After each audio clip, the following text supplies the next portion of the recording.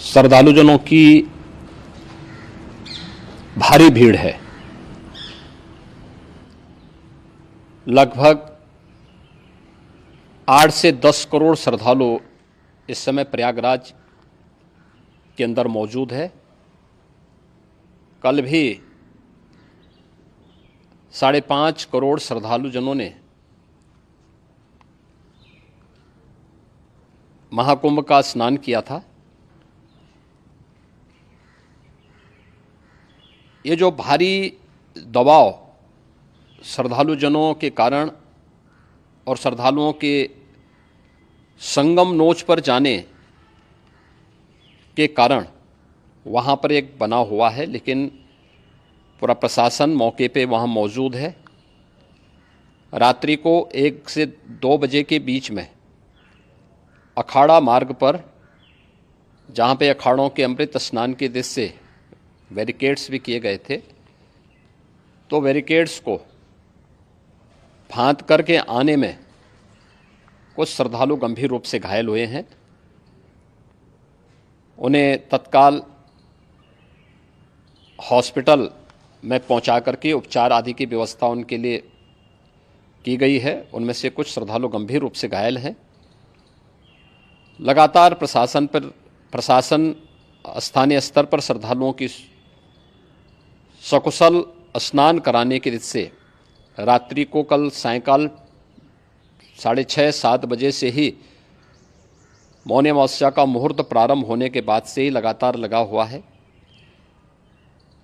प्रयागराज में महाकुंभ में श्रद्धालुजनों के सकुशल स्नान करने, अमृत स्नान के लिए देश भर से आए हुए श्रद्धालुजनों की व्यवस्था के लिए, उनके कुशल क्षेम के लिए आदरणीय प्रधानमंत्री जी का प्रातःकाल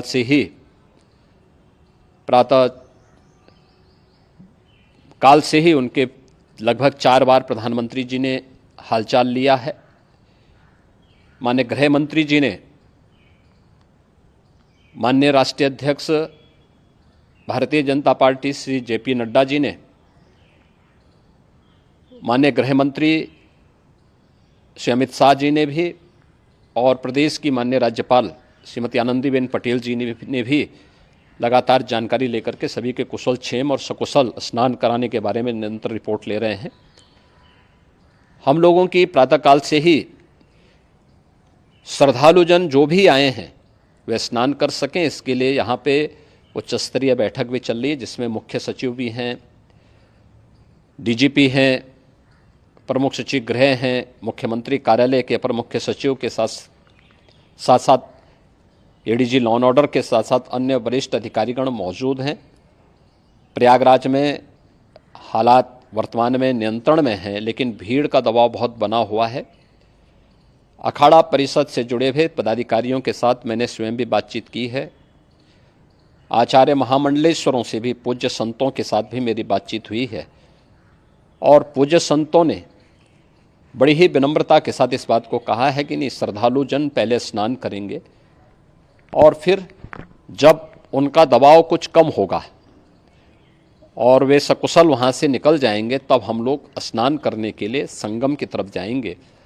अभी पहले श्रद्धालुजनों को, चूँकि देश भर से आए हैं, तो इसके लिए उन्हें सभी अखाड़े इसके लिए सहमत हैं और सभी लोग इस व्यवस्था के साथ जुड़े हुए हैं।